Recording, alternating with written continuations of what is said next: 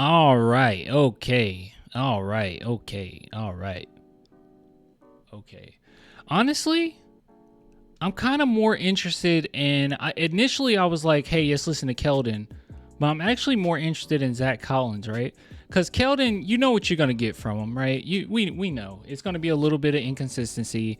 You're gonna get some good, get some bad. But overall, you know, you're gonna have games like this where he really shows. But every single game, one thing that you can rely on is that he's going to play with a certain level of intensity, and he does care about winning. Like, that's the one thing about Keldon. Even though I'm not sold on his tendencies as a player for us, doesn't mean that I don't like him or I don't recognize the good that Keldon brings, because he does bring a certain level of intensity.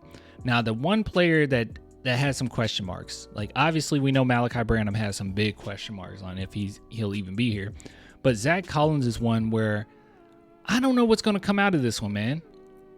I don't know what's going to come out of this one. We'll just look at this 1 minute clip. Hold on, let me make sure there's no other ones, because the Spurs take forever to upload anything. Oh, there is another one. All right, we got a better one here, actually. All right, so this actually just got uploaded. All right, let's take a look. I want to know what Zach Collins has to say. You know, I'm sure no one's going to go at him or anything like that, but I know he's disappointed. I mean, going into the season, one thing that he talked about over and over, time again, was that his three-point shooting has improved.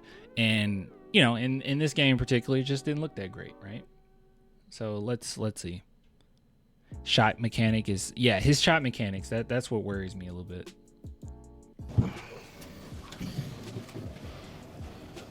I guess first off, how you feeling? How'd you come out of that first game action? Is he looking at his stats? Is that the stats right here? Good. The body feels good. Shoulder feels good. Yeah, I was happy with it. I was just happy to get out there. Happy belated birthday. Thank you. It's fun to play again. Didn't seem like you had any worries about it. You're still banging on people. Is there no mental block there at all? I don't think so. I think I did it to this one, and I came out of that fine, and it's been fine since. So I think we did the rehab correctly. So I think I'm pretty confident that it's just even stronger now. So I wasn't worried about it. What'd you think of the defense on the? He looks like that. What's that rapper name?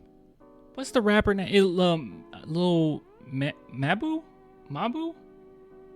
I'm gonna have to look him up. Especially the third and fourth quarter, late third, and fourth, the way you guys went small and your teammates were just amazing on defense. It's been an emphasis this camp. Just try to switch some things up, give teams some different looks defensively than what we've been doing, and we have guys that can do that. And you know, a lot of work this summer wasn't just on the offensive side of the ball. We were all trying to get better defensively too. So it's showing in preseason. Now it's preseason, so it's got to have some carryover. But it's good to see. I need a good picture. Back along those lines, Pop, before the game, talked about holding guys more accountable this season and, you know, not being so tolerant of repeated mistakes. So are you seeing that in training camp with his coaching? Yeah, for sure. I think we've definitely put like more of an emphasis on teaching and actually drilling things a lot, especially defensively. We know it's been a tough thing for us the last couple of years, so we've all tried to, again, individually make an effort to get better, but they've set the tone definitely, especially in training camp. A little bit.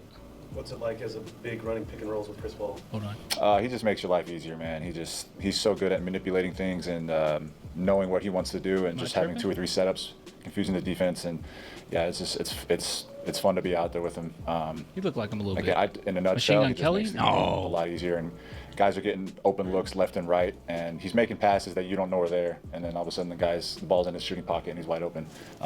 He's a Hall of Famer, so. Yeah, Chris Paul did a great job. That one pass to Julian Champagnie in the corner was so sick. It was so sick. Definitely looked like more G-Eazy. Okay, hold on. He looks super light on his feet, just really active. What have you seen from him during camp? I know he said he's basically in the best shape he's ever been in. Yeah, I mean, if you just look at him, he looks just in phenomenal shape. He looks lighter, but he still looks strong, and he's still getting downhill. Like clearly, I mean, he was doing his Keldon thing tonight, like just bumping guys out of the way and getting to the rim.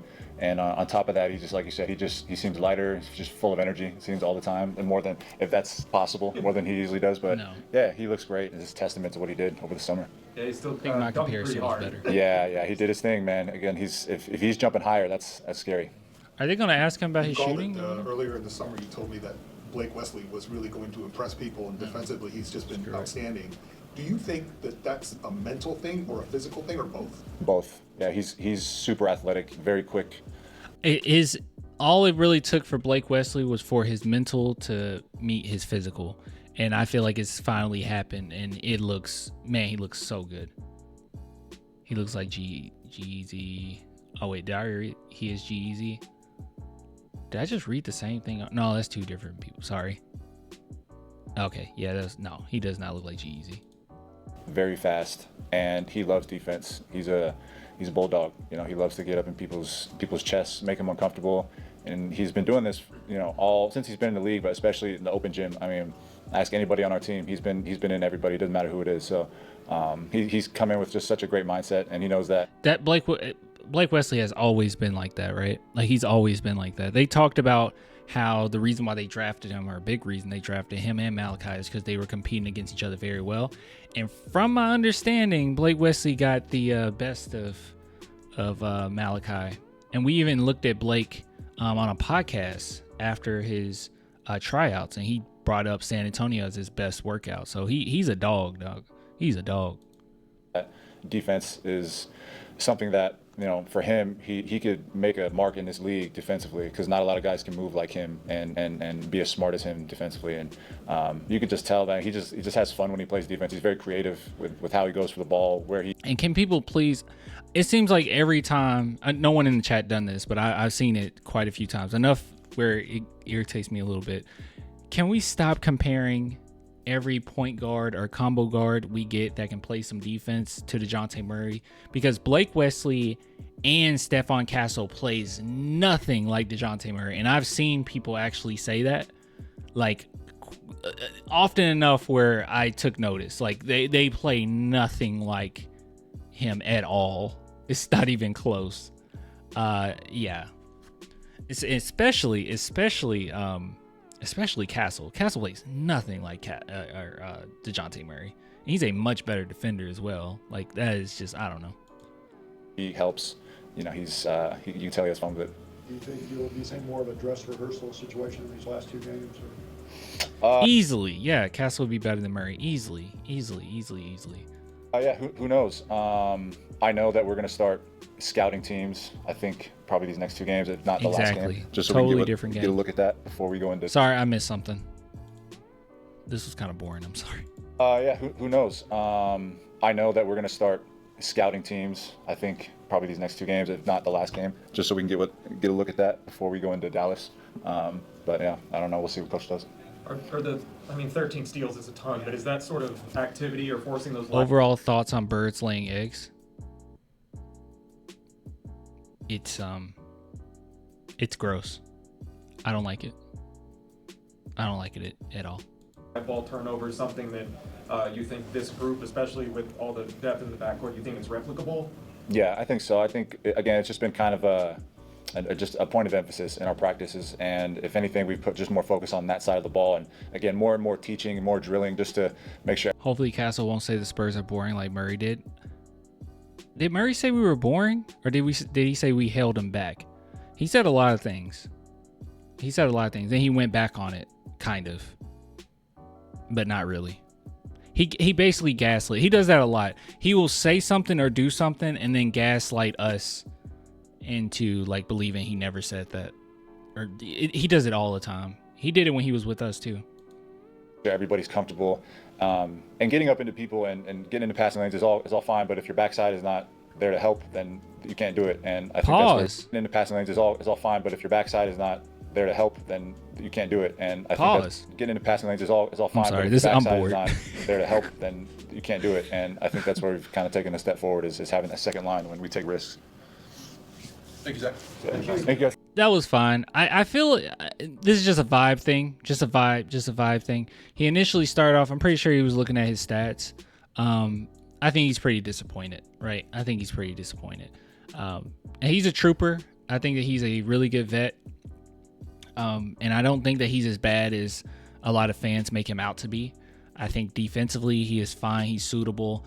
It's just very irritating at times, you know, when we really know what his role has to be and we're just not fully sure if he's going to be able to match what that role is. It's honestly, now I think about it, it's very similar to the same issue or worries I have with Malachi in a way, where what Zach Collins is really good at doing, and when he came into the league, he wasn't supposed to be like a spot up shooter. That's not who he was. That's not who he is.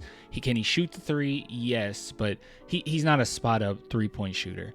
But with your boy, and the same thing with Malachi Branham, where that's not the best thing that he does, but it's the same thing. Like, we're expecting him or needing him to be a spot up 3-point shooter, and that's not what he is. So that's the one thing that worries me a little bit, you know, with Collins. I feel like it's kind of the same thing in a way, where, you know, we have to adjust to what he has to be for us, and sometimes it pans out. You know, it extends careers. You know, it happened with Richard Jefferson. It really helped him out in his career, where he had to be more of a 3-point shooter. So it can happen. It's possible for it to happen. But Zach Collins is only 26. It's just really, it worries me a little bit, you know. But I think that he's fine. I don't think he's as bad as people say. And, you know, hopefully Charles Bassey can go. But if he's not, we're going to be relying on Collins a lot as a backup center. Right. It's obvious that Murray is the problem because he went from the Spurs to the Hawks and now the Pelicans. Why did the Hawks trade him instead of Trae Young? Murray is toxic. It is very true. I mean, I'm not holding back on any of that.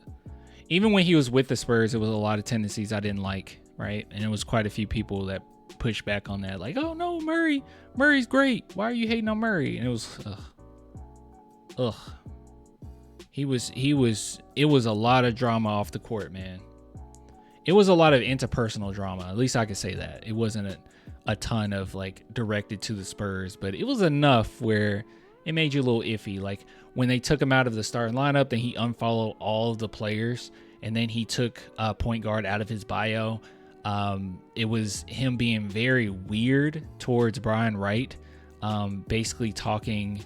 It was subliminals, but he was throwing subliminal shots on Instagram at Brian Wright.